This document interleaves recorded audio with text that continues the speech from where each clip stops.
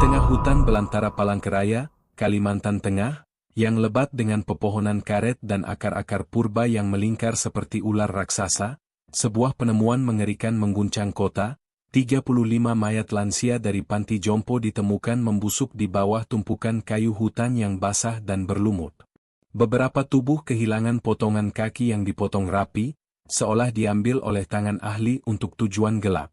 Semua mata tertuju pada Sumadi, penjaga hutan yang pendiam dan dianggap aneh oleh warga, sering berbicara sendiri di antara suara angin dan bisikan roh hutan. Namun, benarkah ia pelaku? Atau ada rahasia lebih mencekam yang melibatkan perdagangan organ ilegal, korupsi di kalangan elit medis dan polisi, serta elemen mistis Dayak yang membuat bulu kuduk berdiri, seperti suara tangisan hantu lansia di malam hujan deras? Hujan deras mengguyur Palangkaraya seperti air mata langit yang tak henti-hentinya menangis atas dosa-dosa yang terkubur dalam tanah Kalimantan. Angin utara berhembus pelan, membawa hembusan dingin yang menusuk tulang, seolah roh-roh leluhur Dayak sedang berbisik rahasia gelap dari balik pepohonan karet yang menjulang tinggi. Pohon-pohon itu, dengan akar-akarnya yang merayap seperti jari-jari hantu yang haus darah, telah berdiri sejak zaman nenek moyang, menyaksikan ritual-ritual kuno yang kini hanya menjadi cerita angker di malam-malam tanpa bulan. Di tengah hutan belantara ini, yang warga sebut sebagai hutan penunggu, karena konon dihuni oleh arwah-arwah yang tak tenang, Kahar, seorang pria tua berdarah campuran Jawa Dayak, menghentikan langkahnya yang lelah. Kahar, dengan kulitnya yang keriput seperti kulit kayu tua yang retak oleh waktu, telah menghabiskan separuh hidupnya sebagai pengambil getah karet. Matanya yang sayu, penuh cerita pilu tentang kehilangan istri dan anak yang direnggut banjir bandang 10 tahun lalu, kini menyipit menahan hujan yang menusuk. Sudah beberapa hari ini, ia mencium bau aneh. Bau anyir yang seperti daging busuk dicampur tanah basah. Bau yang membuat perutnya mual dan jantungnya berdegup tak karuan. Bau apa ini? Seperti bangkai monyet yang ditinggal rohnya, gumamnya pelan, suaranya bergetar seperti daun yang bergoyang di angin. Ia menutup hidung dengan kain lusuh yang tergantung di lehernya, kain yang masih menyimpan aroma harum bunga kantil dari upacara pemakaman istrinya dulu, aroma yang kini tercemar oleh kegelapan hutan. Langkahnya tertatih menuju tumpukan kayu besar yang menjulang di tengah hutan, tumpukan yang warga hindari karena mitos lama, konon, di bawahnya bersemayam kuntilanak Dayak, hantu perempuan yang kehilangan kakinya dalam ritual pesugihan, dan siapa saja yang mendekat akan mendengar tangisannya yang menusuk jiwa. Akar-akar pohon karet di sekitarnya melingkar seperti ular piton yang siap melilit mangsanya, dan bayangan sore yang redup membuat semuanya tampak lebih kelam, lebih hidup, seolah hutan itu bernapas, menunggu korban berikutnya. Kahar sebenarnya enggan mendekat, hatinya yang rapuh masih dihantui mimpi buruk tentang istrinya yang muncul sebagai roh gentayangan, memanggil namanya dari balik kabut. Tapi rasa penasaran, dicampur ketakutan primal yang membuat bulu kuduknya berdiri, memaksanya maju. Ya Allah, lindungi hamba Emu, bisiknya, suaranya hilang ditelan deru hujan. Semakin dekat, bau busuk itu semakin kuat, seperti gelombang maut yang menyergap, membuat matanya berair dan perutnya bergejolak. Ia menahan napas, tangannya yang gemetar menyibak daun-daun basah dan ranting kering yang menutupi tanah gembur. Seketika, dunia seolah berhenti. Di bawah tumpukan kayu yang basah dan berlumut, tersingkap sepotong kain putih kotor, berlumur darah kering yang hitam pekat. Kahar mundur selangkah, jantungnya berdegup seperti genderang perang suku Dayak, tapi matanya tak bisa lepas dari pemandangan itu. Dengan tangan bergetar lebih hebat, ia menyibak lebih dalam, dan matanya terbelalak horor. Wajah pucat seorang lansia, mata terbuka kosong seperti lubang hitam yang menatap langsung ke jiwanya, mulut ternganga seolah berteriak tanpa suara. Tubuhnya membusuk parah, dikerubungi belatung yang merayap seperti arwah kecil yang haus daging, dan yang paling mengerikan, kaki kirinya hilang, dipotong rapi di atas lutut, luka yang halus seperti dibuat oleh tangan setan yang ahli bedah. Kahar jatuh terduduk, air matanya bercampur hujan, hatinya hancur seolah melihat wajah istrinya sendiri di sana. Mayat, ada mayat di hutan, teriaknya, suaranya pecah seperti kayu retak, sambil berlari terbirit-birit menuju kampung. Kakinya terpeleset di lumpur, tapi ia bangkit lagi, dikejar bayangan hantu yang seolah mengejar dari balik pohon. Teriakannya membangunkan warga kampung yang sedang berlindung dari hujan di rumah-rumah panggung kayu. Pintu-pintu terbuka, orang-orang berhamburan keluar, ibu-ibu menjerit, anak-anak menangis, pria-pria memegang parang dengan tangan gemetar. Dalam hitungan menit, puluhan warga berkumpul, sebagian membawa obor yang menyala redup di hujan, yang lain hanya mengandalkan nyali yang rapuh. Saat mereka tiba di tumpukan kayu, bau menyengat menyambut seperti pukulan maut. Beberapa orang muntah, yang lain memaki keras sambil menutup mulut. "Ya Tuhan, ini bukan satu, ini banyak," seru Jali, pemuda berani berdarah Dayak murni, yang nekat menggali tanah dengan tangannya yang kasar. Begitu tanah terkuak, lebih banyak wajah pucat muncul, lansia-lansia dari panti jompo setempat, tubuh mereka ditumpuk tak beraturan seperti sampah yang dibuang oleh setan. Sebagian membusuk hingga tulang terlihat, dikerubungi lalat hitam yang berdengung seperti mantra jahat. Sebagian lain masih segar, dengan ekspresi ketakutan beku yang membuat hati siapa saja yang melihatnya ikut beku. Lebih mengerikan lagi, beberapa mayat kehilangan potongan kaki, dipotong rapi, luka yang halus tanpa darah berceceran, seolah diambil untuk ritual pesugihan atau sesuatu yang lebih gelap, lebih modern, lebih keji. Teriakan histeris pecah di hutan yang gelap. Perempuan-perempuan menjerit seperti kuntilanak yang bangkit, ada yang jatuh pingsan ke lumpur basah. Anak-anak menangis ketakutan, membayangkan roh-roh lansia itu akan datang malam ini, pincang dan haus balas dendam. Jali terhuyung mundur, tangannya berlumur tanah bercampur belatung dan darah kering, matanya penuh trauma yang tak akan hilang seumur hidup. Warga yang lain menariknya menjauh, tapi bayangan mayat-mayat itu sudah menempel di pikiran mereka. Mayat lansia yang seharusnya dilindungi, kini menjadi korban kegelapan hutan yang hidup. Tidak butuh lama, berita itu menyebar seperti api di hutan kering. Malam itu, jalan menuju hutan dipenuhi cahaya obor dan kendaraan polisi yang meraung. Garis kuning dibentangkan, memisahkan warga dari lokasi maut. Satu persatu jasad digali, dan jumlahnya membuat semua orang terdiam membeku, 35 lansia, semuanya dari panti jompo, harapan senja, yang hilang tanpa jejak selama berbulan-bulan. Komisaris Joko berdiri dengan wajah tegang, hatinya yang biasa dingin kini bergetar, ia ingat ibunya sendiri yang tua renta, dan bayangan itu membuatnya mual. 35 korban, semua lansia. Dan potongan kakinya hilang, seperti diambil untuk apa?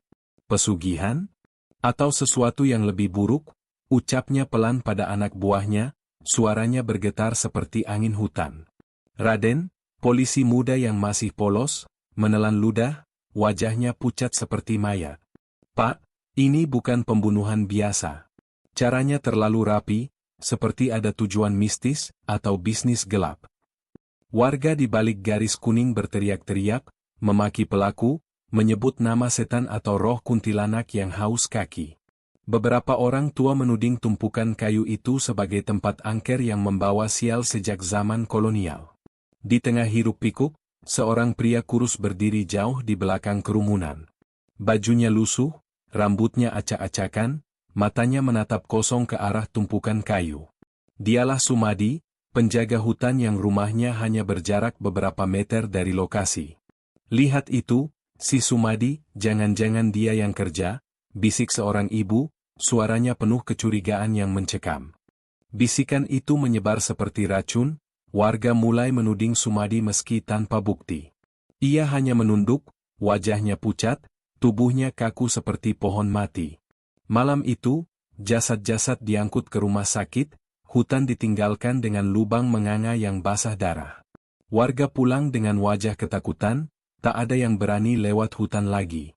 Tapi bayangan mengerikan terus membekas, 35 lansia yang hilang, berakhir di bawah tumpukan kayu angker.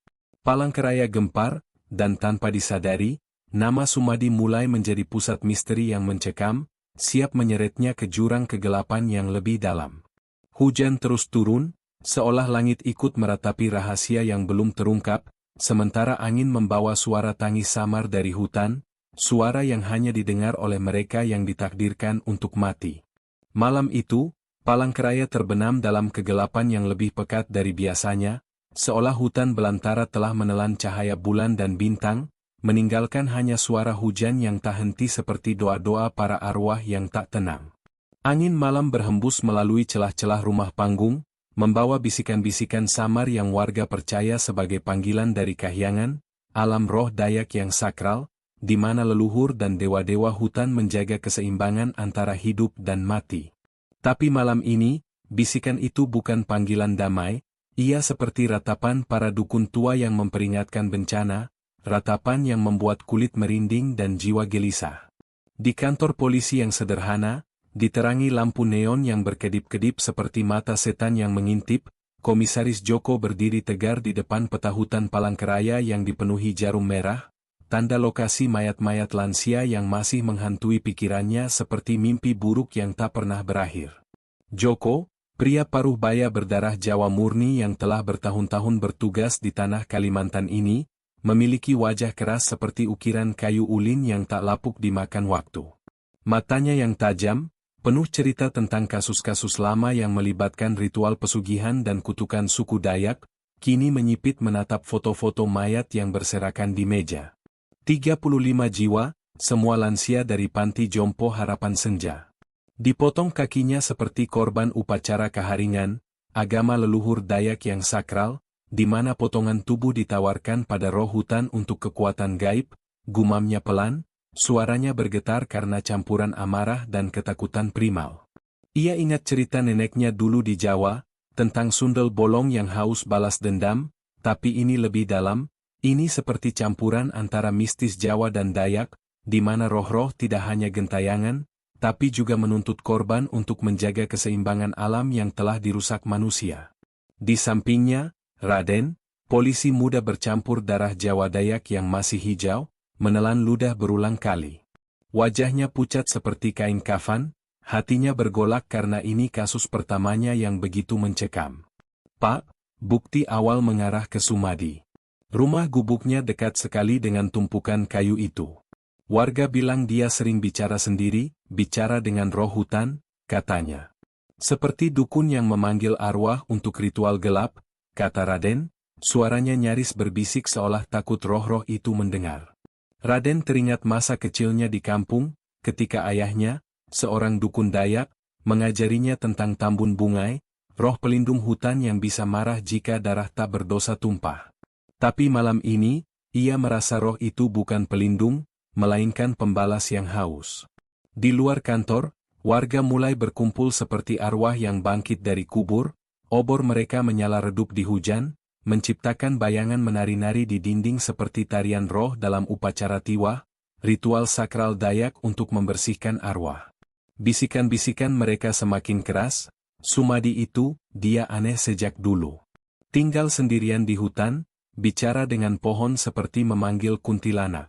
Pasti dia yang ambil kaki lansia itu untuk pesugihan, kata seorang ibu tua, suaranya penuh dendam yang mencekam, matanya berkilat seperti pisau upacara. Warga lain mengangguk, mengingat cerita lama tentang Sumadi yang konon lahir di malam purnama saat hutan bergetar karena roh marah, dan sejak kecil ia bisa mendengar suara-suara yang tak terdengar oleh orang biasa, suara tangis arwah yang pincang, haus keadilan. Sumadi sendiri, pria kurus berusia 50 tahun yang kulitnya hitam legam seperti tanah hutan yang dibakar, duduk di kursi interogasi dengan tangan terikat longgar. Matanya kosong menatap lantai, tapi di balik itu, hatinya bergolak seperti badai di sungai Kahayan.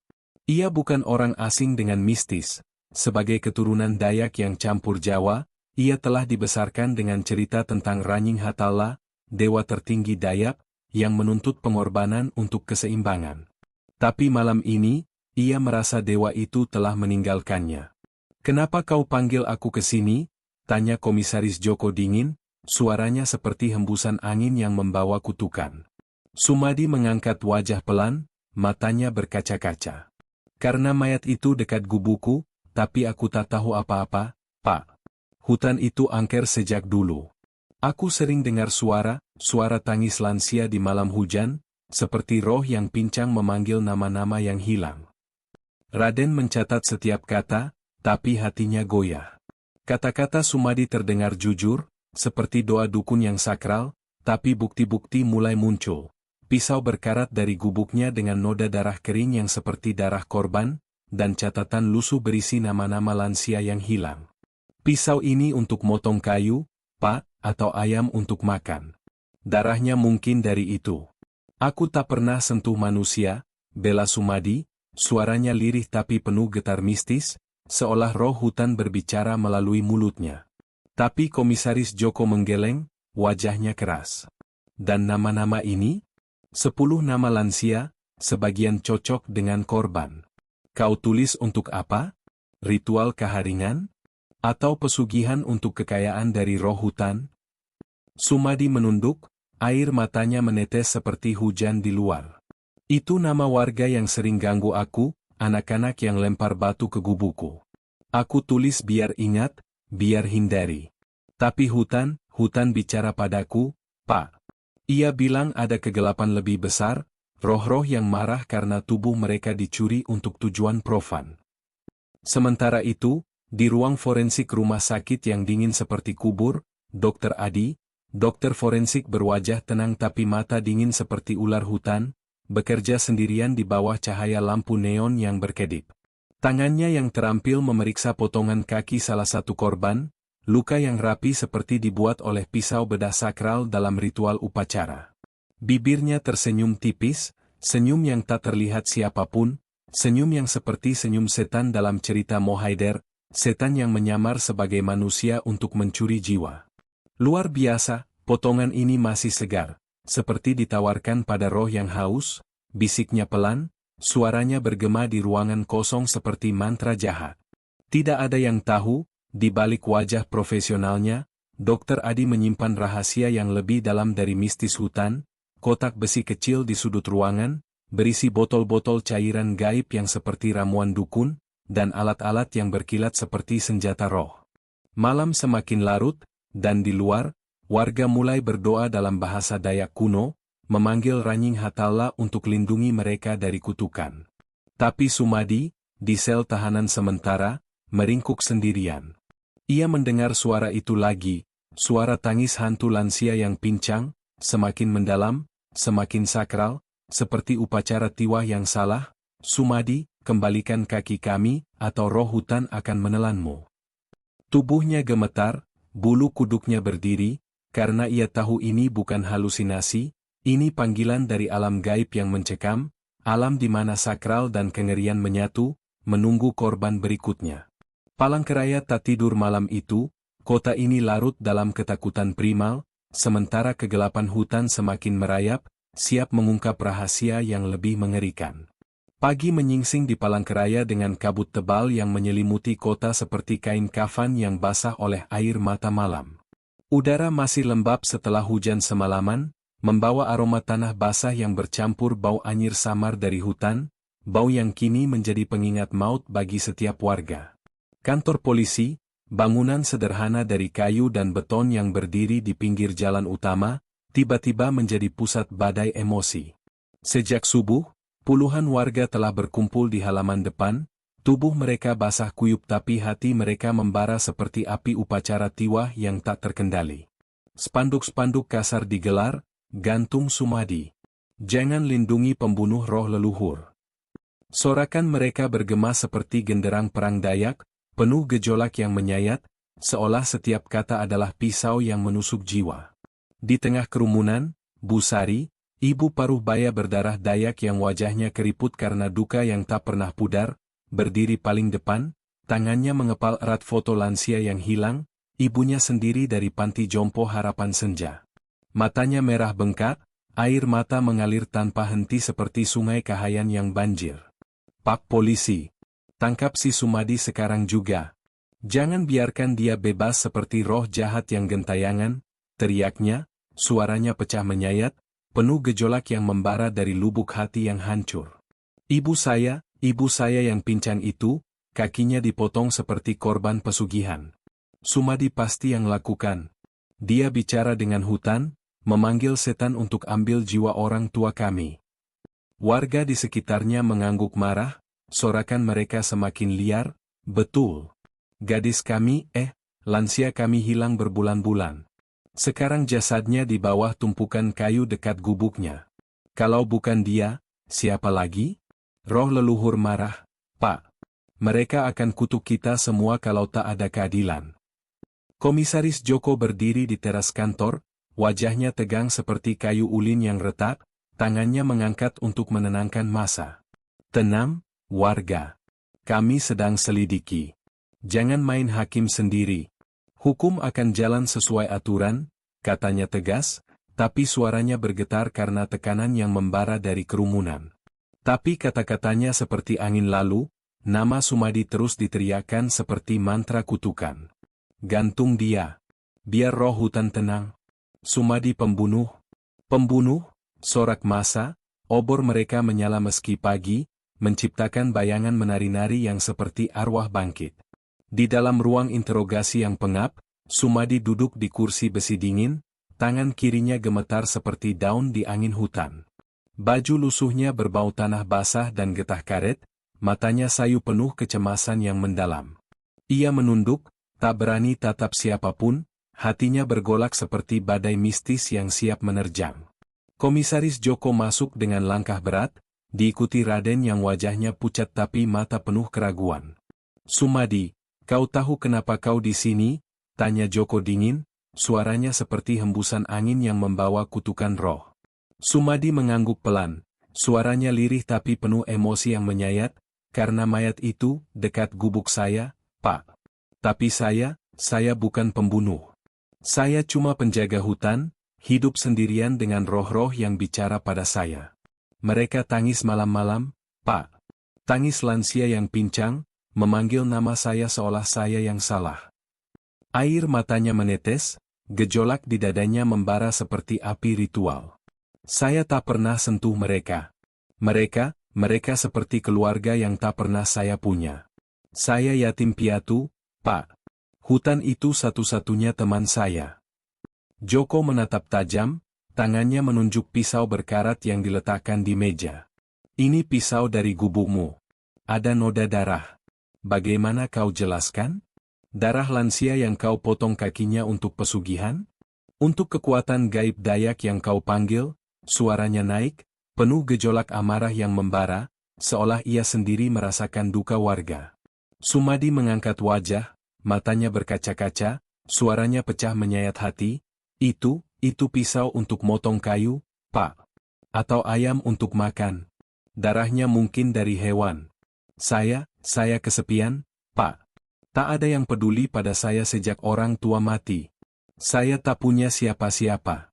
Kenapa harus saya yang dituduh? Roh hutan tahu saya tak bersalah. Mereka bisik pada saya, Sumadi, bertahanlah, kegelapan lain yang datang. Tolong percaya saya, Pak. Jangan biarkan warga bakar saya hidup-hidup seperti korban upacara lama. Tubuhnya bergetar hebat, emosinya membara seperti lava dari gunung berapi, air mata mengalir deras membasahi bajunya.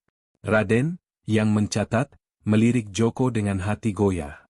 Pak, jawabannya terdengar tulus. Mungkin ada yang salah, bisiknya pelan, gejolak keraguan di hatinya mulai membara. Tapi Joko menggeleng keras. Lanjut, kenapa ada catatan nama lansia di buku lusuhmu? 10 nama, sebagian cocok dengan korban. Kau daftar korban untuk ritualmu? Bicara dengan roh untuk ambil kaki mereka, tanyanya, suaranya menyayat seperti parang Dayak. Sumadi menunduk lagi, suaranya bergetar penuh duka. Itu nama warga yang sering ganggu saya, Pak. Anak-anak yang lempar batu, ibu-ibu yang tuduh saya dukun jahat. Saya tulis biar ingat, biar hindari. Saya tak pernah sakiti mereka.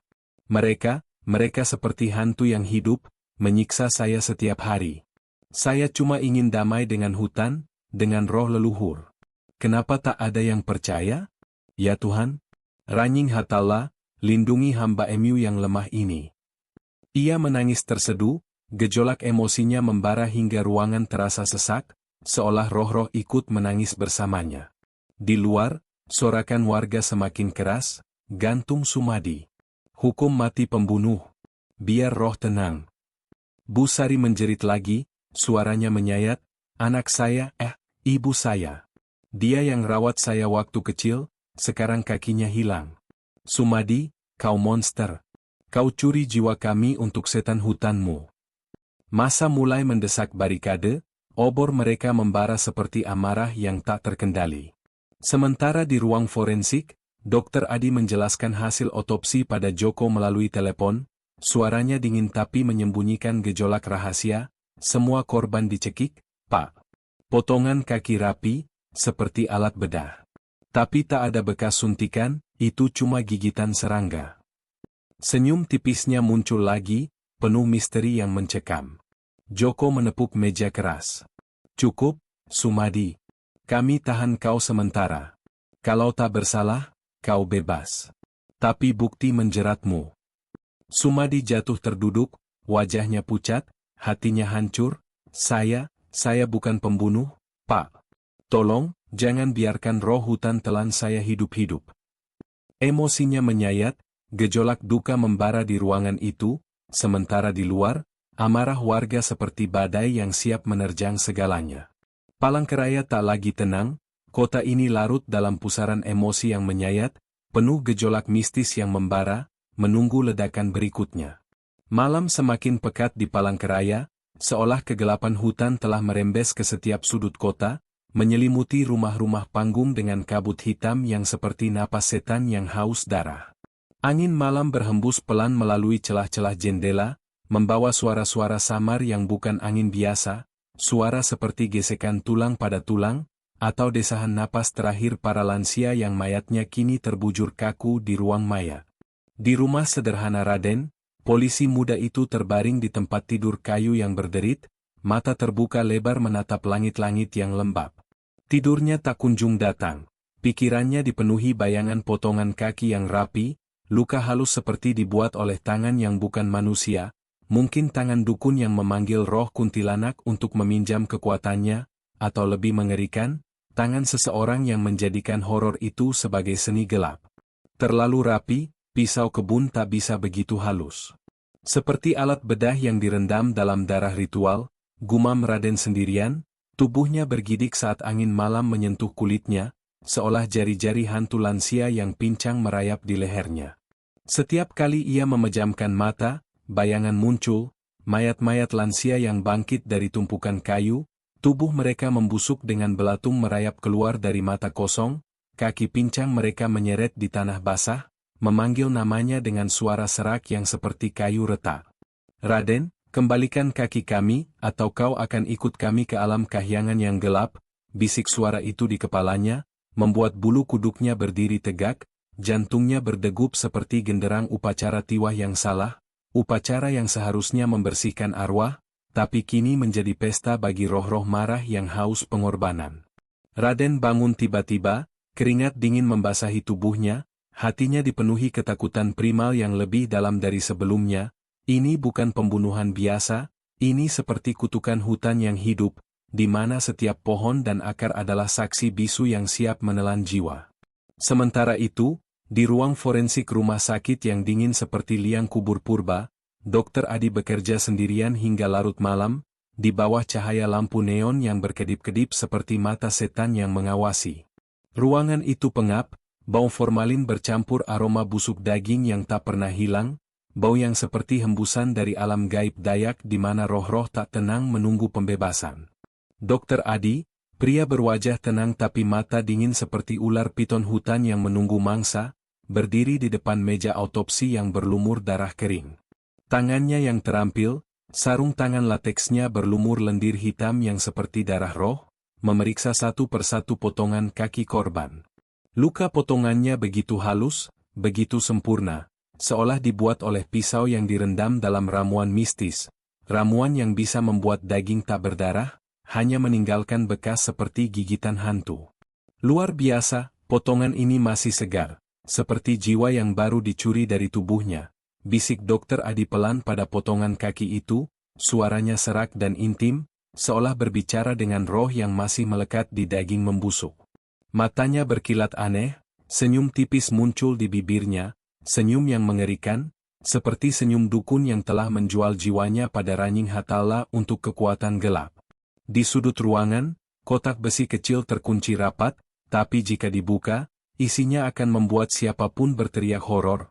Botol-botol cairan bening yang seperti air mata hantu, alat bedah yang berkilat dengan noda darah kering yang tak pernah hilang, dan potongan-potongan kecil tubuh yang disimpan seperti relikui sakral dalam upacara pesugihan.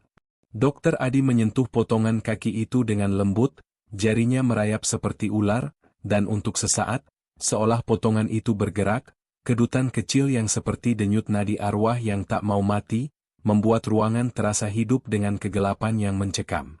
Pagi berikutnya, media nasional tiba seperti kawanan burung gagak yang haus berita maut. Kamera-kamera besar dipasang di depan kantor polisi, wartawan berebut wawancara warga yang wajahnya penuh trauma. Seorang reporter televisi lokal berdiri di depan kamera, suaranya serius tapi bergetar, "Pemirsa, inilah tragedi paling mengerikan di Palangkaraya, 35 mayat lansia ditemukan di bawah tumpukan kayu hutan, sebagian tanpa kaki seperti korban ritual gelap."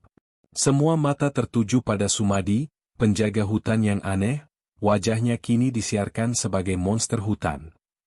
Gambar Sumadi dari interogasi tersebar, raut wajahnya yang pucat, lusuh, dan linglung ditafsirkan sebagai wajah bersalah, seperti dukun yang tertangkap saat memanggil setan. Opini publik terbentuk seperti kutukan yang tak bisa dibatalkan. Sumadi adalah iblis yang menyamar, pencuri jiwa untuk kekuatan mistis. Di dalam sel tahanan yang sempit dan gelap seperti liang ular, Sumadi duduk meringkuk di pojok, tangannya memeluk lutut yang gemetar.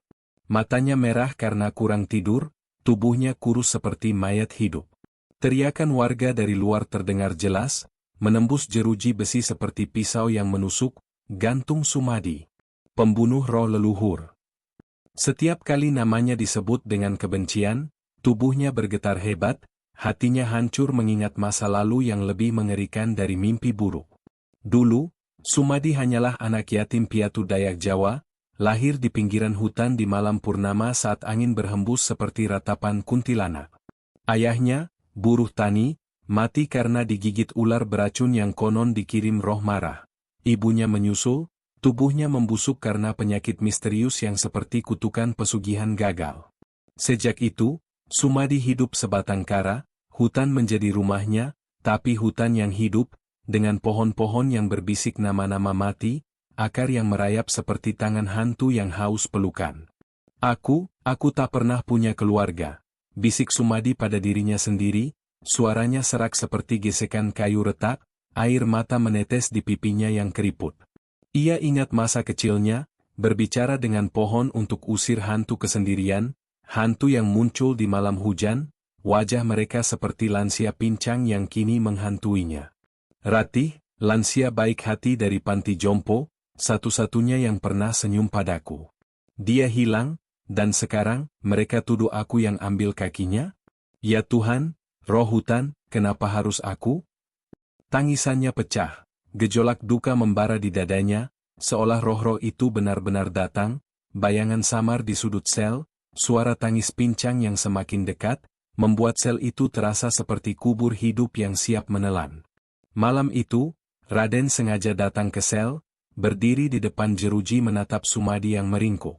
"Sumadi," panggilnya pelan, hatinya iba tapi penuh keraguan yang mengerikan. Sumadi mengangkat wajah, matanya berkaca, "Pak, saya bukan pembunuh. Saya dengar suara di hutan, suara kaki pincang yang berjalan, haus balas dendam. Saya takut, Pak. Saya sendiri juga takut." Raden menatap lama, rasa horor merayap di punggungnya, karena ia mulai percaya, ini bukan akhir, tapi awal dari kegelapan yang lebih dalam, di mana rahasia Dokter Adi seperti monster hutan yang siap menerkam. Di luar, angin membawa suara tangis yang lebih jelas, lebih mengerikan, seolah 35 roh lansia bangkit, pincang dan haus jiwa. Palangkaraya tak tidur, kota ini larut dalam horor yang semakin mendalam, menunggu rahasia yang akan meledak seperti kutukan purba. Siang itu, Palangkaraya terasa seperti kota yang terperangkap dalam mimpi buruk yang tak berujung, di mana matahari pun enggan bersinar penuh, meninggalkan langit abu-abu yang seperti air mata yang menggantung tak jatuh. Kantor polisi, yang biasanya sepi seperti kubur pagi, kini menjadi pusat gejolak emosi yang membara, seolah setiap dindingnya meresap duka dan amarah warga yang tak tertahankan. Di ruang penyidik, Komisaris Joko duduk di kursi utama dengan wajah keras tapi mata yang lelah, seperti ayah yang kehilangan harapan atas anaknya sendiri. Beberapa anak buahnya mengelilingi meja, tumpukan berkas dan foto korban berserakan seperti pecahan hati yang tak bisa disatukan kembali. Udara pengap, bau keringat bercampur aroma kopi basi, tapi yang paling menyayat adalah keheningan yang tiba-tiba pecah saat seorang brigadir meletakkan kantong plastik berisi kain sobek berlumur darah kering yang hitam pekat. "Bukti baru, Pak," ujar brigadir itu, suaranya bergetar seperti daun di angin hutan, penuh gejolak yang menyentuh karena ia sendiri memiliki orang tua di panti jompo. "Ini ditemukan di gubuk Sumadi, di bawah kasurnya. Kain ini, darahnya cocok dengan salah satu korban, Ratna, lansia yang hilang 3 bulan lalu." Ruangan mendadak hening, seperti napas yang tertahan di dada yang sesak. Semua mata tertuju pada Joko, yang mengetukkan jarinya di meja, hatinya bergolak antara tugas dan rasa iba yang tak diakuinya. "Cocok, betul?" tanyanya memastikan, suaranya pelan tapi menyayat, seolah kata itu menusuk hatinya sendiri. "Ya, Pak," jawab brigadir, matanya berkaca karena ingat wajah ibunya sendiri. "Tes DNA sudah keluar. Golongan darah sama, identifikasi sempurna." Joko menghela napas panjang, gejolak emosinya membara seperti api yang tak bisa dipadamkan. Ia ingat ibunya yang renta, yang kini hidup sendirian di kampung, dan bayangan itu membuat dadanya sesak. Bagus, ini semakin kuat tuduhan. Dengan ini, posisi Sumadi tak bisa digoyang. Tapi Raden, yang sejak tadi duduk diam memperhatikan, mengangkat tangan dengan hati yang goyah, keraguan menyayat jiwanya seperti pisau tumpul. "Pak, boleh saya tanya?" Suaranya lirih, penuh sentuhan emosi yang menyentuh, seolah ia bicara atas nama hati nuraninya sendiri. "Silakan," jawab Joko, tatapannya tajam tapi ada kelembutan samar. "Kalau kain itu milik Sumadi, kenapa dia tak buang? Kenapa simpan di bawah kasur, tempat yang mudah ditemukan? Rasanya terlalu mencolok, Pak." "Seperti jebakan yang disiapkan untuknya," kata Raden, suaranya bergetar penuh gejolak. Matanya berkaca karena ia ingat tatapan tulus Sumadi diinterogasi kemarin, tatapan seperti anak yatim yang haus kasih sayang. Ruangan canggung sejenak, beberapa polisi saling pandang, hati mereka tersentuh oleh keraguan yang sama tapi tak diucapkan. Joko menghela napas lagi, suaranya menyayat, "Raden, terkadang pelaku ceroboh. Jangan pikir terlalu jauh. Yang penting, bukti ini sah. Kita punya tanggung jawab pada keluarga korban, pada duka mereka yang tak pernah pudar."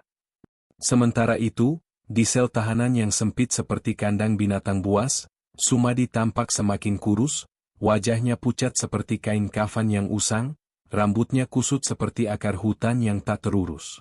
Ia duduk meringkuk di pojok, tatapannya kosong tapi penuh duka yang menyayat, seolah setiap napasnya adalah tangis yang tertahan.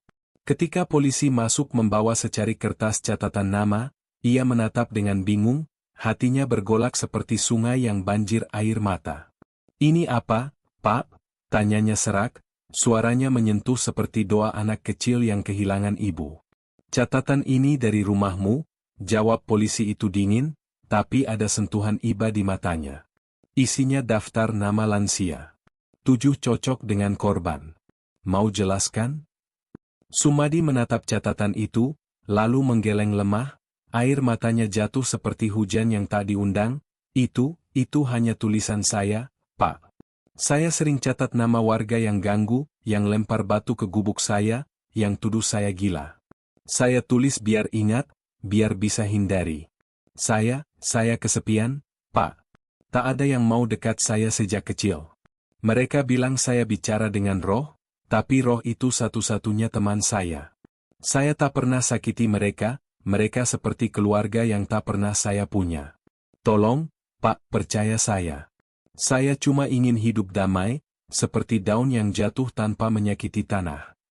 Suaranya pecah, gejolak emosinya menyayat hati, tubuhnya bergetar seperti pohon di badai, air mata mengalir deras membasahi lantai dingin. Polisi itu terdiam sejenak, hatinya tersentuh oleh kelembutan duka Sumadi, tapi ia menutup kertas dan keluar tanpa kata. Sumadi kembali sendirian, jeruji besi terasa seperti pelukan dingin maut, hatinya hancur mengingat Ratih, lansia baik hati yang pernah bawakan makanan untuknya, satu-satunya cahaya di hidupnya yang gelap. Ratih, maafkan saya kalau rohmu marah. Saya tak pernah. Bisiknya, tangisannya menyentuh seperti lagu duka suku Dayak, penuh gejolak yang membara dari lubuk jiwa yang rapuh. Di ruang forensik, Dr. Adi berdiri dingin di depan meja autopsi, tangannya masih berlumur sarung tangan lateks yang basah. Ia menjelaskan hasil pada Joko dan tim melalui telepon, suaranya tenang tapi menyembunyikan gejolak rahasia, semua korban dicekik, Pak. Tidak ada bekas ikatan. Potongan kaki, dengan alat tajam, mungkin pisau bedah. Tapi bekas suntikan? Itu cuma gigitan serangga, tidak relevan. Senyum tipisnya muncul lagi, penuh misteri, sementara di hatinya, gejolak kegelapan membara, ia ingat tangan korban yang gemetar saat disuntik, mata mereka yang memohon ampun seperti anak kecil yang tersesat. Sore menjelang, massa kembali memadati jalan depan kantor polisi, spanduk lebih banyak, teriakan lebih keras seperti ratapan roh yang bangkit. Mereka menyalakan obor, api membara mencerminkan gejolak duka mereka yang menyayat. Jangan biarkan Sumadi lolos.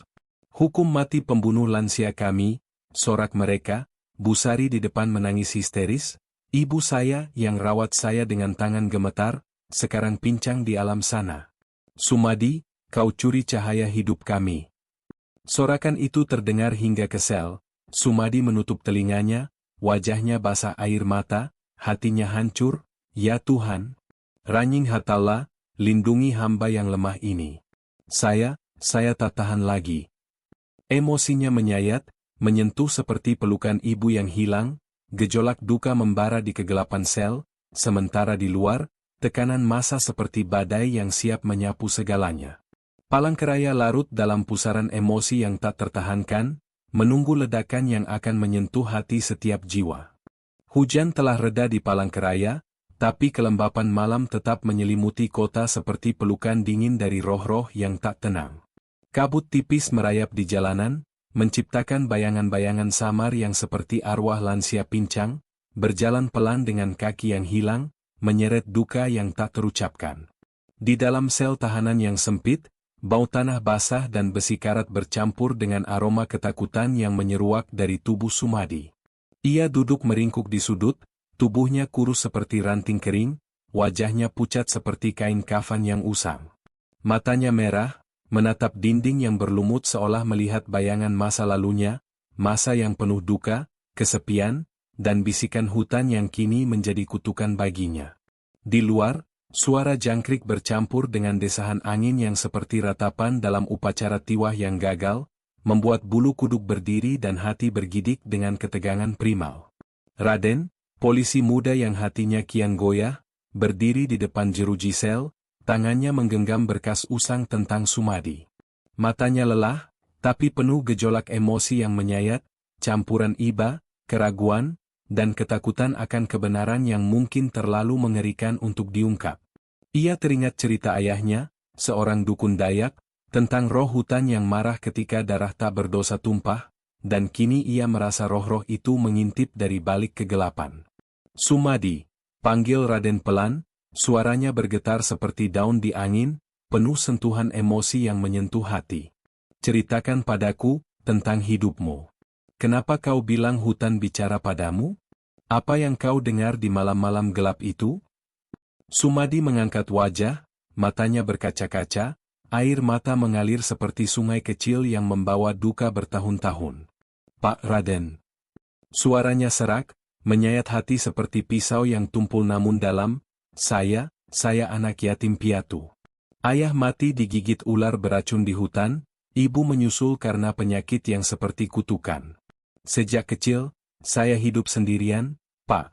Hutan itu, satu-satunya rumah saya. Pohon-pohon itu bicara, Pak, mereka nyanyi lagu duka, panggil nama saya seperti ibu yang saya tak pernah peluk lagi. Saya bukan gila, Pak. Saya cuma ingin tak kesepian. Tangisannya pecah, gejolak emosinya membara, tubuhnya bergetar seperti pohon yang dihantam badai. Tapi sekarang, mereka bilang saya bunuh lansia, ambil kaki mereka untuk pesugihan. Saya tak pernah, Pak. Saya dengar tangis mereka di malam hujan, suara pincang yang minta tolong, tapi saya takut roh hutan telan saya kalau saya dekati tumpukan kayu itu.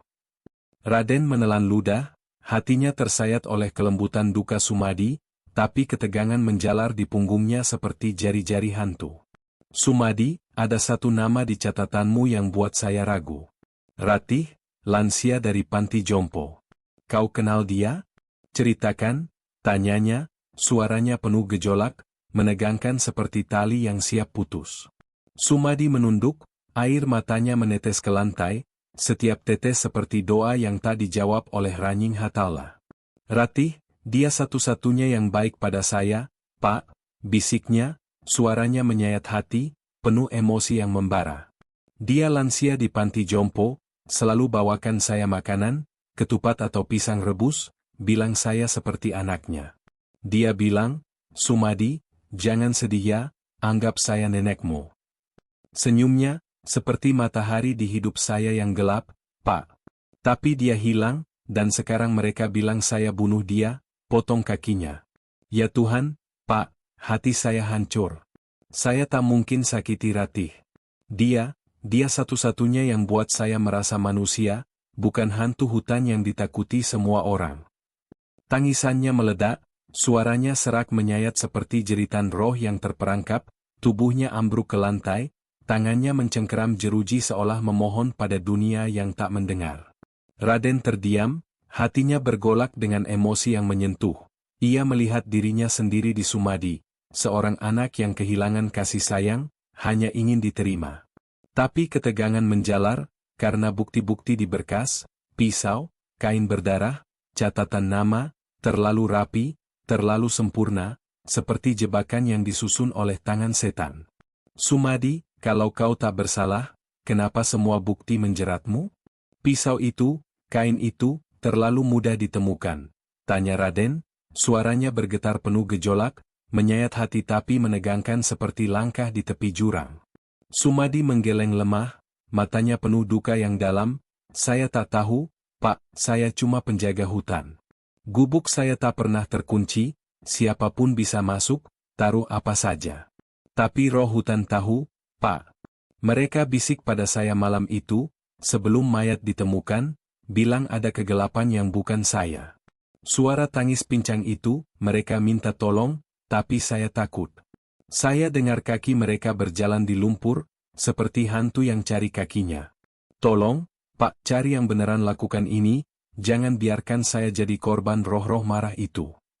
Suaranya pecah, emosinya menyayat seperti parang dayak yang menusuk jiwa, membuat Raden mundur selangkah, hatinya terbelah antara kebenaran dan tekanan. Sementara itu, di ruang forensik yang dingin seperti liang kubur, Dr. Adi duduk sendirian di meja kerjanya, lampu neon di atasnya berkedip seperti mata setan yang mengintip.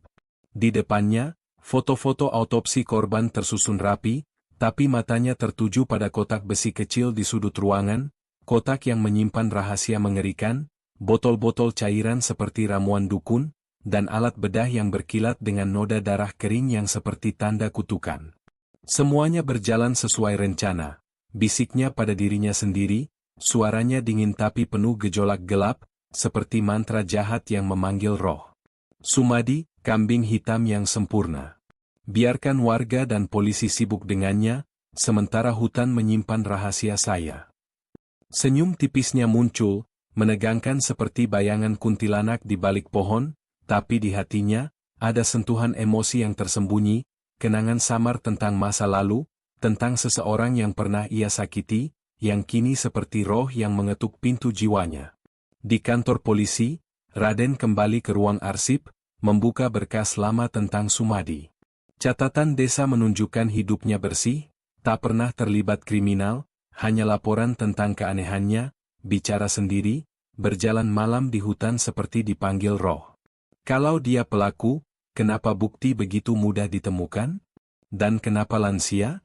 Apa motifnya? Gumam Raden, hatinya menyayat karena ia mulai percaya Sumadi, tapi tekanan dari warga dan atasan seperti jerat yang kian mencekik.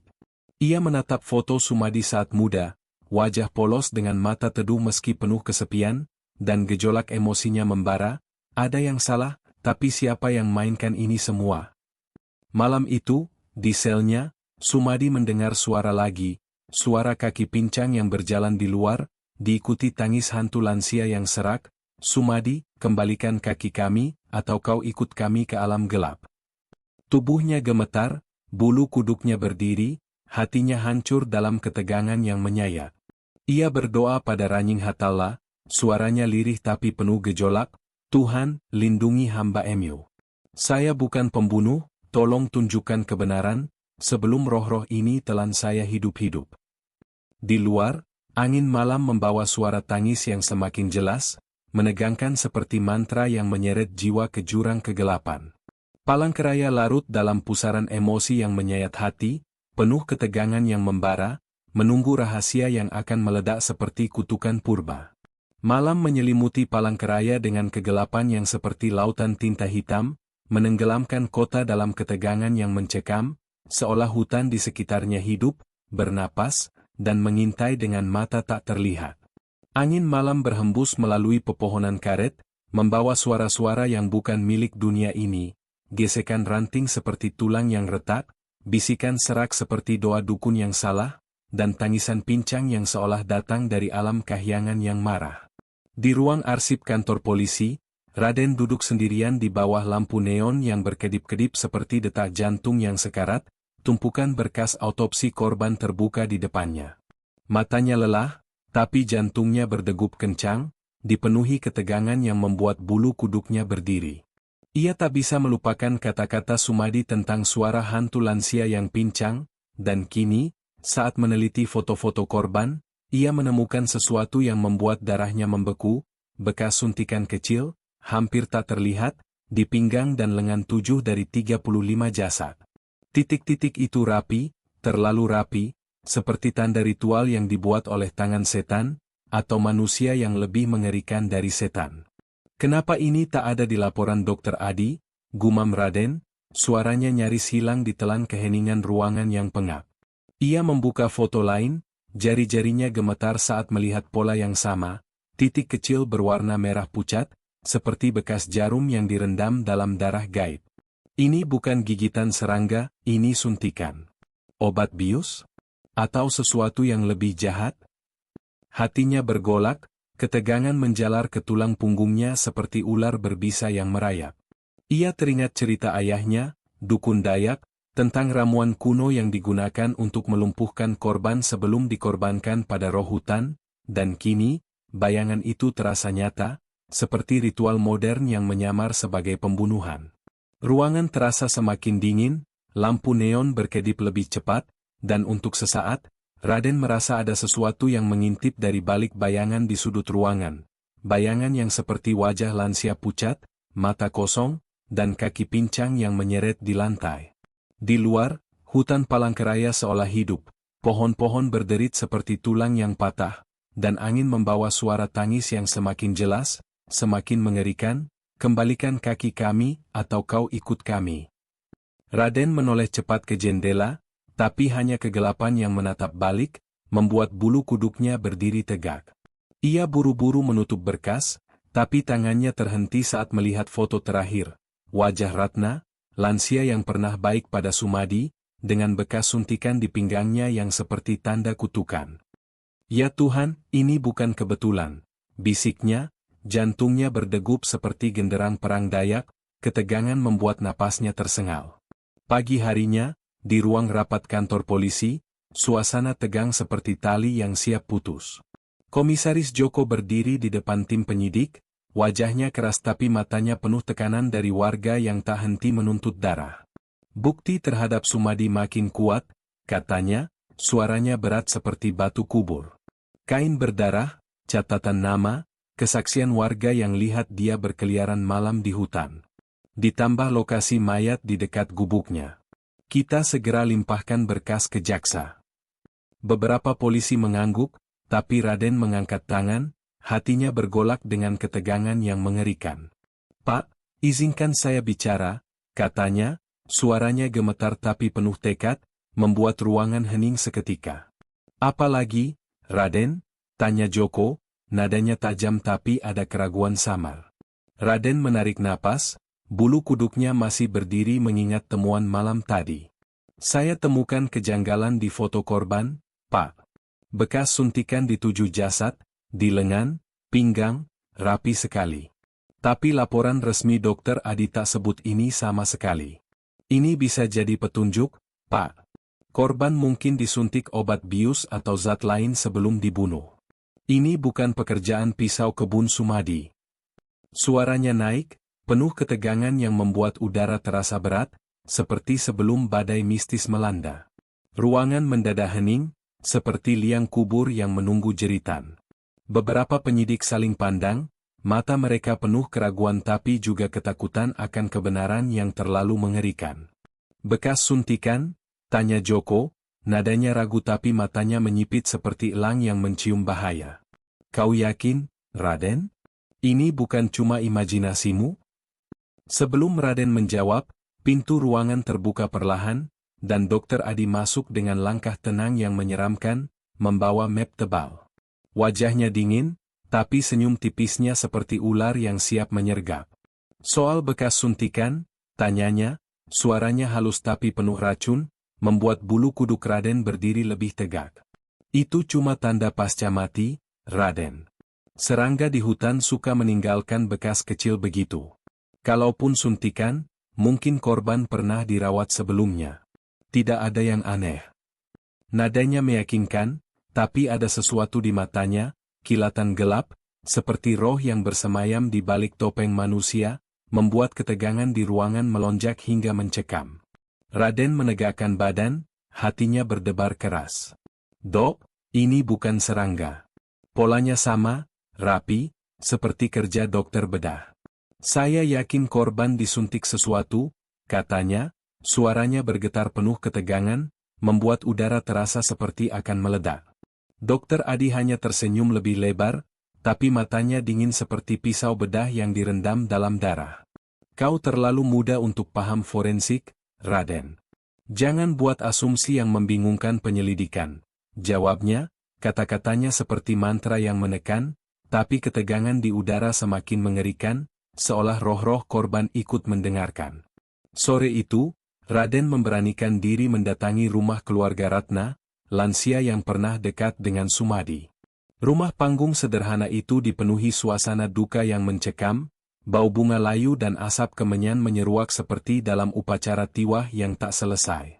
Foto Ratna tergantung di dinding, wajahnya tersenyum lembut tapi kini terasa seperti hantu yang menatap. Ibu Ratna, seorang wanita tua Dayak dengan mata sembab, menyambut Raden dengan tangis tertahan. "Pak Polisi, apa sudah ketemu yang bunuh ibu saya?" tanyanya, suaranya serak dan penuh duka, membuat bulu kuduk Raden berdiri lagi. "Kami masih usaha, Bu," jawab Raden, hatinya tersayat. Sebelum Ratna hilang, apakah dia pernah sakit? Dirawat atau disuntik sesuatu? Ibu Ratna menggeleng cepat, air matanya mengalir seperti hujan. "Tidak, Pak. Ibu saya sehat, cuma kakinya lemah karena tua. Dia sering ke panti jompo, bantu yang lain, tak pernah sakit parah." "Suntikan?" "Tidak pernah. Dia takut jarum, Pak." Suaranya pecah, ketegangan di ruangan terasa seperti jerat yang mencekik, membuat Raden yakin, bekas suntikan itu bukan kebetulan, melainkan bagian dari ritual modern yang mengerikan. Malam itu, Raden kembali ke ruang arsip, menempelkan foto-foto korban di dinding seperti peta horor yang hidup. Wajah-wajah pucat lansia menatapnya dalam diam, mata kosong mereka seperti pintu ke alam kahyangan yang gelap. Ia menuliskan catatan kecil, suntikan di lengan kanan, pinggang kiri, pola sama, rapi, pada korban tanpa kaki. Jantungnya berdegup lebih kencang, ketegangan membuat tangannya gemetar. Obat bius? Narkotika? Atau sesuatu untuk ritual gelap, bisiknya, dan tiba-tiba pintu ruang arsip berderit pelan. Raden menoleh cepat, napasnya tercekat, bulu kuduknya berdiri tegak, bayangan samar di pintu, seperti sosok lansia pincang yang menghilang seketika. "Siapa di sana?" teriaknya, suaranya penuh ketegangan, tapi hanya keheningan yang menjawab, diikuti suara angin di luar yang seperti tangis hantu, "Kembalikan kaki kami." Raden mundur, jantungnya seperti akan meledak. Ia sadar, rahasia yang ia kejar bukan hanya kejahatan manusia, tapi sesuatu yang lebih dalam, lebih mengerikan, seperti kutukan hutan yang bangkit untuk menelan semua yang terlibat. Palangkaraya larut dalam ketegangan yang membuat bulu kuduk berdiri, menunggu kegelapan yang akan meledak dengan horor yang tak terbayangkan. Malam itu, kegelapan Palangkaraya terasa lebih intim, lebih mendalam, seolah hutan belantara telah merembes ke dalam jiwa setiap manusia, membangkitkan hasrat primal yang bercampur dengan ketakutan purba. Angin berhembus pelan melalui dedaunan basah, membawa aroma tanah lembab yang seperti napas kekasih yang haus, tapi di balik itu, ada suara samar, gesekan akar seperti jari yang merayap di kulit, bisikan roh lansia pincang yang membuat bulu kuduk berdiri tegak, seolah mereka mengawasi dari balik kegelapan, haus akan keadilan yang sensual dan kejam. Di sebuah warung kopi kecil di pinggir kota, cahaya lampu minyak yang redup menciptakan bayangan menari-nari seperti tarian ritual Dayak yang erotis. Raden duduk di depan Sersan Lestari, polisi wanita keras kepala berdarah campuran Jawa Dayak, yang matanya hitam pekat seperti malam hutan, penuh misteri yang menggoda dan menakutkan. Lestari, dengan kulit sawo matang yang halus seperti sutra basah hujan, dan rambut hitam panjang yang terurai seperti akar pohon yang merayu, menatap Raden dengan tatapan yang dalam, seolah melihat langsung ke jiwa pria itu. Udara antara mereka tegang, penuh ketegangan yang romantis. Napas mereka saling bertemu seperti hembusan angin yang membelai kulit, membuat hati berdegup lebih cepat, lebih sensual. "Raden, kau bilang ada yang besar. Ceritakan," katanya pelan, suaranya lembut seperti belayan jari di leher, tapi di balik itu ada ketajaman yang menegangkan, seperti pisau bedah yang siap menusuk. Raden menatap matanya, merasakan tarikan aneh, campuran ketakutan dan hasrat, seperti jatuh cinta di tengah mimpi buruk. Tubuhnya bergidik, bulu kuduknya berdiri saat ia ingat bekas suntikan, tapi juga karena kedekatan Lestari, aroma tubuhnya yang seperti bunga kantil dicampur tanah hutan, menggoda dan mengerikan. Aku tahu dalangnya bukan Sumadi," bisik Raden, suaranya bergetar penuh gejolak, tangannya tanpa sadar menyentuh tangan Lestari di atas meja, sentuhan yang hangat, sensual, seperti api ritual yang membakar lambat. Kulit mereka bertemu, listrik ketegangan mengalir, membuat Raden merasakan hasrat yang mendalam, tapi juga kengerian karena ia tahu bahaya yang mengintai. "Dokter Adi," dia simpan potongan kaki di gudang tua. "Aku lihat sendiri malam tadi, seperti ritual pesugihan yang erotis, daging yang masih segar, berdenyut seperti jantung kekasih yang dikhianati." Lestari menelan ludah, matanya melebar, tapi ada kilatan hasrat di sana, hasrat akan keadilan, dan mungkin akan Raden. "Kau sadar ini bisa hancurkan karir kita? Tapi, aku ikut. Karena aku percaya padamu," katanya. Suaranya menyentuh seperti ciuman di telinga, jarinya meremas tangan Raden pelan, sensual, membuat bulu kuduknya berdiri lebih tegak, campuran romansa dan kengerian yang mendalam. Malam berikutnya, di balik semak belukar dekat gudang tua yang angker, Raden dan Lestari bersembunyi bersama, tubuh mereka berdekatan dalam kegelapan yang lembab, napas mereka saling bertemu seperti kekasih yang berbisik rahasia. Aroma tubuh Lestari, campuran keringat dan bunga liar, menggoda indera Raden, membuat hatinya berdegup lebih kencang, hasrat sensual yang bangkit di tengah ketegangan mencekam. "Lihat, dia datang," bisik Raden di telinga Lestari, suaranya pelan tapi penuh getar, bibirnya hampir menyentuh cuping telinganya, membuat Lestari bergidik, campuran romansa dan kengerian, seperti pelukan di tepi jurang. Dokter Adi tiba dengan tas hitam besar, langkahnya tenang tapi mengerikan, seperti ular piton yang merayap mencari mangsa. Di dalam gudang, lampu kecil menyala, dan melalui celah papan lapuk, mereka melihat pemandangan yang membuat bulu kuduk berdiri tegak. Dokter Adi membuka koper, mengeluarkan potongan kaki manusia yang terbungkus plastik bening, dagingnya masih merah segar, berdenyut samar seperti denyut nadi kekasih yang sekarat. Astaga, itu organ sungguhan, bisik Lestari, suaranya bergetar, tangannya meremas lengan Raden lebih erat, sentuhan yang sensual tapi penuh ketakutan, membuat Raden merasakan getar hasrat di tengah horor. Tubuh mereka saling menempel, panas badan mereka bercampur dalam kegelapan, seperti tarian erotis di bawah bayang-bayang maut. Dokter Adi memeriksa potongan itu dengan tangan sarung tangan, jarinya merayap lambat seperti belayan kekasih yang gelap, bibirnya tersenyum tipis, senyum yang mengerikan, seperti setan Dayak yang haus jiwa. Kemudian, seorang pria asing muncul, bertukar koper hitam, suara mereka samar, kiriman ke Jakarta besok. Komisaris Joko sudah urus. Nama itu membuat Raden dan Lestari tercekat, ketegangan melonjak seperti api yang membakar, romansa mereka terasa lebih mendalam di tengah bahaya, napas Lestari di leher Raden seperti hembusan angin yang menggoda, tapi juga seperti bisikan hantu. Cepat, kita harus kabur, bisik Raden, tapi saat mereka bergerak, suara ponsel bergetar, panggilan dari Joko. Raden, kau di mana? Tanya Joko, suaranya berat tapi penuh ancaman samar. Masih di kantor, Pak, jawab Raden, hatinya berdegup kencang, bulu kuduknya berdiri karena ia tahu mungkin mereka sudah diketahui. Mereka berlari ke mobil, tubuh saling bertabrakan dalam kegelapan, sentuhan yang sensual tapi mencekam, seperti pelukan kekasih di malam horor. Mesin meraung, tapi van hitam mengejar dari belakang, peluru mendesing seperti jeritan roh. Dor. Dor. Mobil mereka nyaris terguling di jalan becek, hujan mulai turun deras seperti air mata langit yang marah. Lestari memegang tangan Raden erat, mata mereka bertemu sejenak, tatapan romantis yang penuh hasrat, tapi di balik itu kengerian mendalam, seperti jatuh cinta di tengah ritual pesugihan yang salah.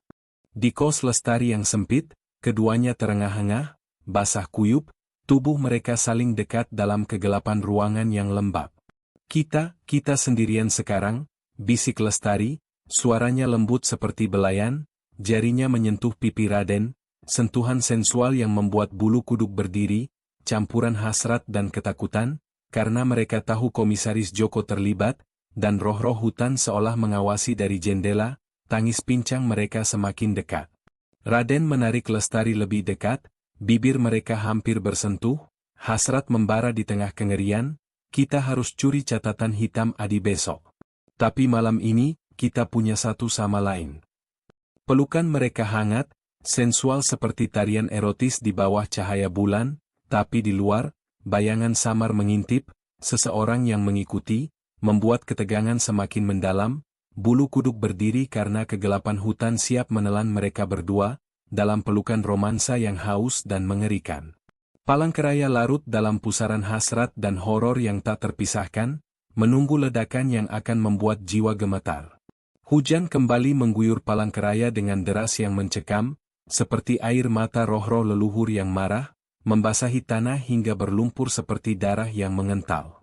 Kegelapan malam terasa hidup, pohon-pohon karet di hutan belantara berderit seperti tulang yang patah, dan angin membawa bisikan-bisikan serak dari alam kahyangan yang gelap, suara tangis lansia pincang, memanggil nama-nama yang hilang dengan nada yang penuh kutukan, kembalikan kaki kami, atau jiwa kalian akan jadi milik hutan. Di balik semak basah dekat gudang tua yang angker, Raden dan Sersan Lestari bersembunyi, tubuh mereka berdekatan dalam ketegangan yang mendalam, napas mereka bercampur seperti ritual intim yang terlarang di bawah bayang-bayang maut. Aroma tubuh Lestari, bunga liar dan keringat, menggoda Raden, tetapi ketegangan mistis di udara membuat bulu kuduknya berdiri tegak, jantungnya berdegup seperti genderang upacara tiwah yang salah, di mana roh-roh haus darah menunggu pengorbanan. Gudang tua itu berdiri seperti kuil terkutuk, papan-papan lapuknya seperti tulang-tulang purba yang menyimpan rahasia gelap. Cahaya lampu kecil di dalam memantul, menciptakan bayangan yang menari-nari seperti arwah yang bangkit, dan bau anyir daging busuk bercampur kemenyan mistis meresap keluar, seolah hutan sendiri menghembuskan nafas kematian. Raden memegang kamera pengintai mini, tangannya gemetar, sementara Lestari menyiapkan perekam suara tersembunyi, matanya hitam pekat penuh misteri seperti danau di hutan yang menyimpan roh-roh tertidur.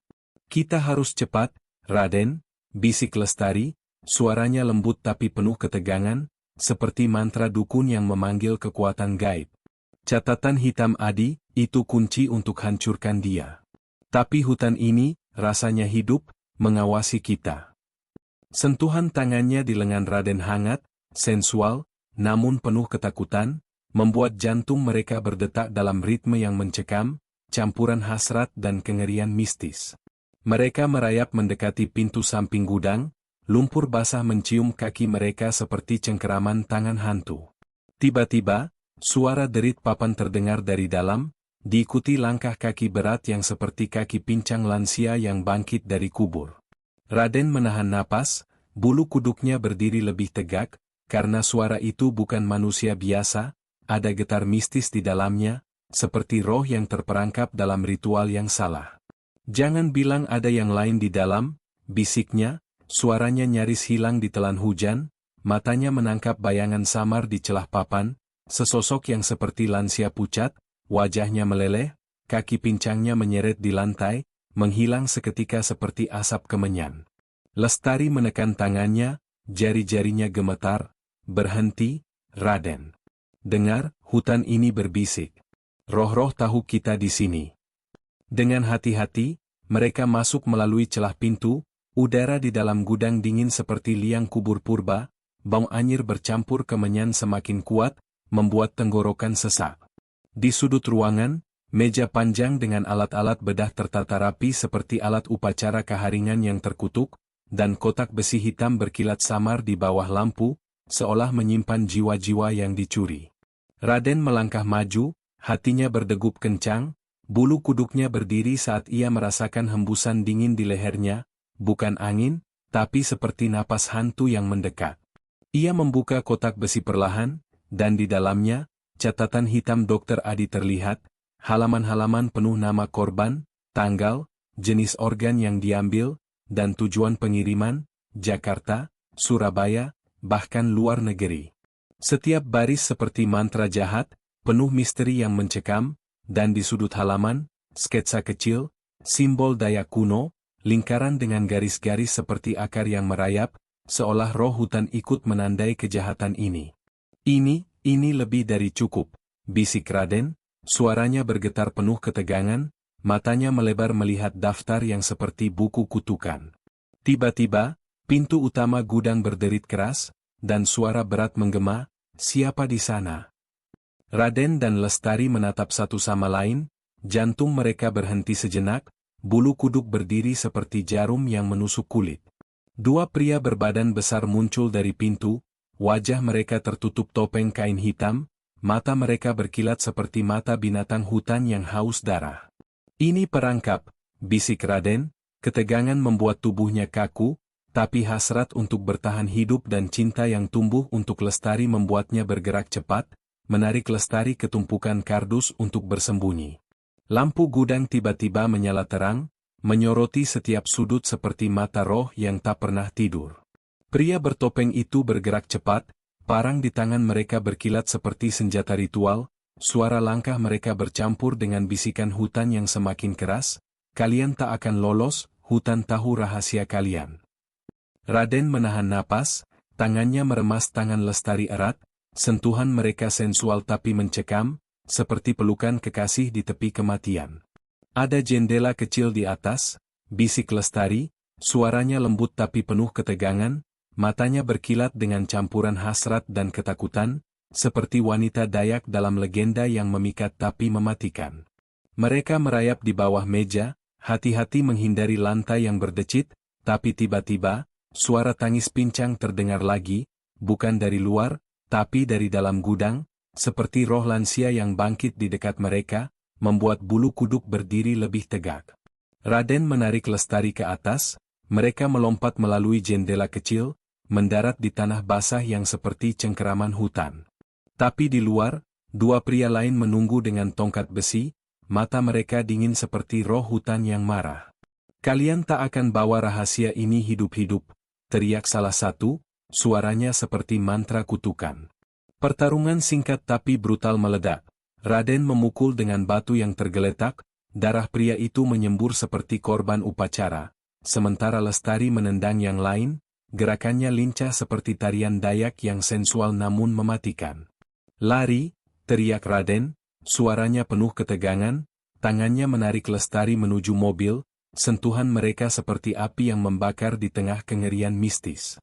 Mesin mobil meraung, ban meluncur di lumpur, tapi van hitam mengejar dari belakang, lampu sorotnya seperti mata setan yang mengejar.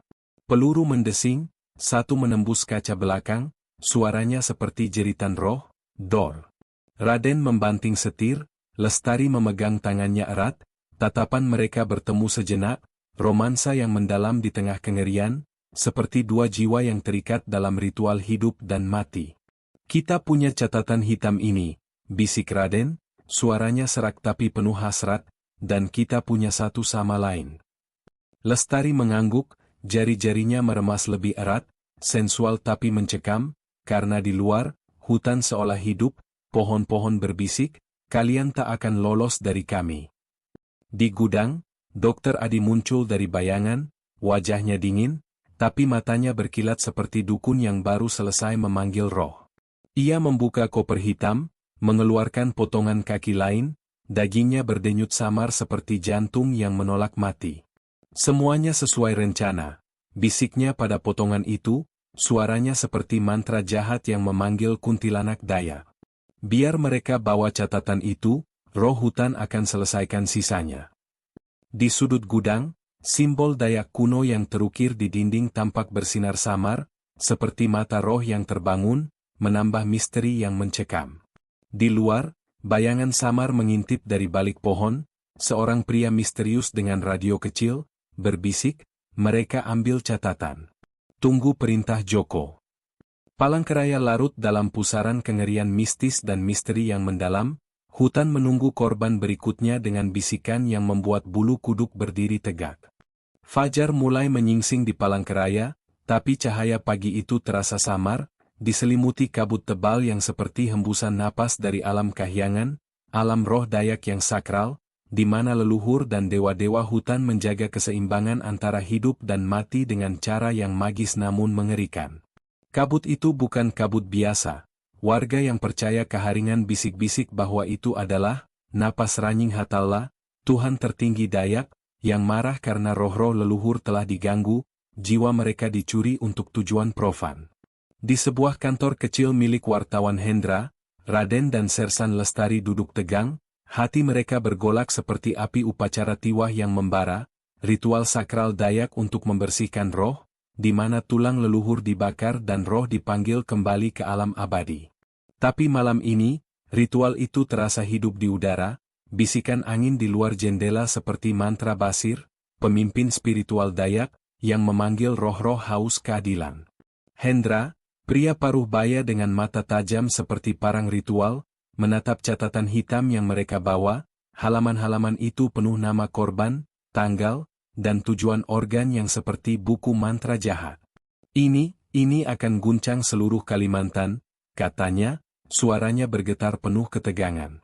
Raden mengangguk, tangannya meremas tangan Lestari di bawah meja, sentuhan sensual yang hangat di tengah kengerian, seperti pelukan kekasih di tepi ritual magis yang bisa salah.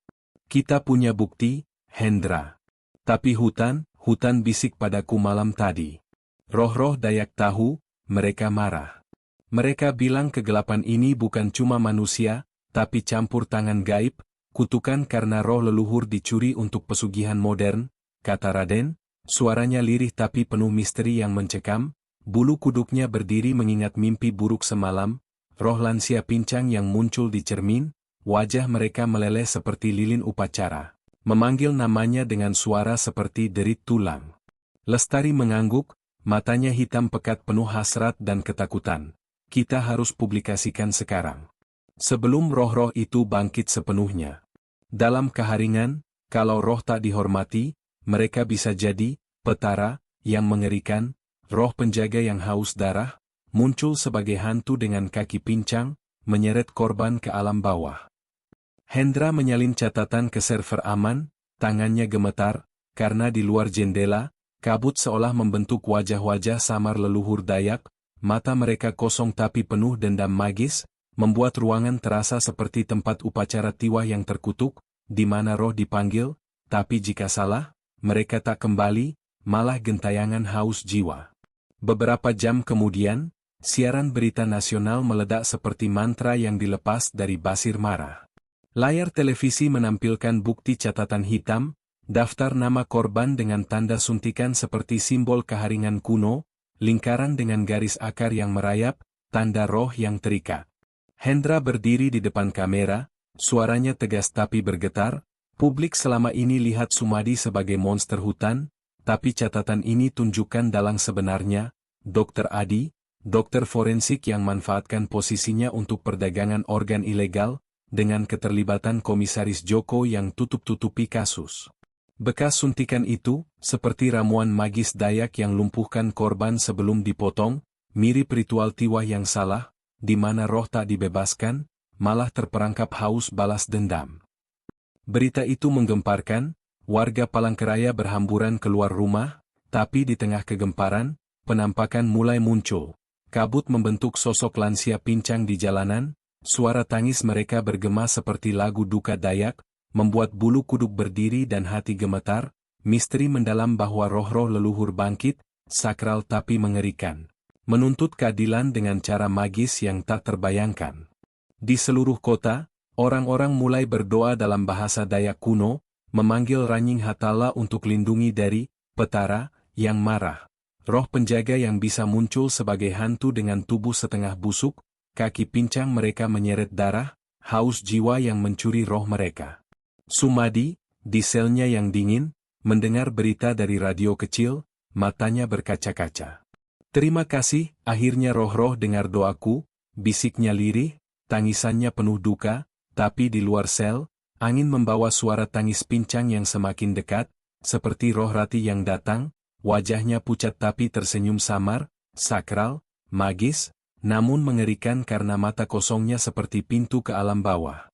Sementara itu, di kantor pusat kepolisian, Komisaris Joko memukul meja keras, wajahnya memerah seperti darah korban. Siapa bocorkan ini? Teriaknya, suaranya bergema seperti mantra yang gagal. Dokter Adi masuk pelan, wajahnya dingin, tapi matanya berkilat seperti Basir yang baru selesai pemanggilan roh. Tenang, Joko. Publik tahu, tapi roh hutan, mereka milik kita. Ritual tiwah yang saya pelajari dari dukun lama, saya gunakan ramuan itu untuk lumpuhkan korban, tapi roh leluhur sekarang marah. Kita harus selesaikan di gudang, tempat upacara kuno itu. Joko menatapnya marah, tapi ketegangan mistis di udara membuat bulu kuduknya berdiri. Ia ingat mimpi semalam, roh lansia pincang yang muncul di cermin, tangan mereka meraih lehernya, haus karena kutukan keharingan yang ia langgar. Malam itu, Raden dan Lestari menyiapkan jebakan di gudang tua, dengan bantuan Hendra dan polisi independen. Gudang itu bukan gudang biasa. Warga bisik itu tempat ritual tiwah kuno, di mana roh leluhur pernah dipanggil tapi tak kembali, meninggalkan kutukan magis, bayangan yang hidup, suara tangis yang haus. Saat Dokter Adi dan Joko datang, membawa koper hitam, pintu gudang berderit seperti tulang retak, dan kabut mulai menyelimuti, membentuk sosok-sosok samar, roh Dayak mengerikan, tubuh mereka setengah transparan, kaki pincang menyeret darah hitam, mata mereka bercahaya seperti api ritual. Ini belum berakhir, bisik Adi pada Joko, suaranya seperti mantra, tapi roh-roh mulai berbisik kembali, suara mereka bergema, kalian curi jiwa kami, sekarang kami ambil kembali.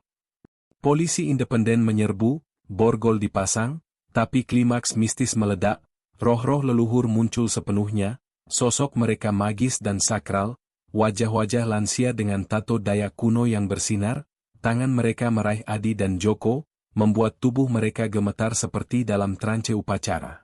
Roh Ratih muncul di depan Sumadi yang baru dibebaskan, wajahnya pucat tapi damai, bisiknya, Sumadi, keadilan datang, tapi kutukan belum selesai. Sumadi menangis, hatinya hancur tapi lega. Ratih, maafkan aku, roh leluhur lindungi kami. Tapi Dokter Adi, saat di borgol, menatap Raden dengan mata dingin, bisiknya mencekam, ini baru permulaan. Roh Dayak yang saya panggil, mereka haus lebih dari ini.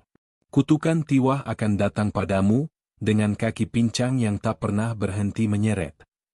Kata-katanya seperti mantra jahat, membuat bulu kuduk berdiri, misteri mendalam bahwa kegelapan magis belum berakhir, roh-roh Dayak, sakral dan mengerikan, masih mengawasi dari hutan, haus akan korban berikutnya.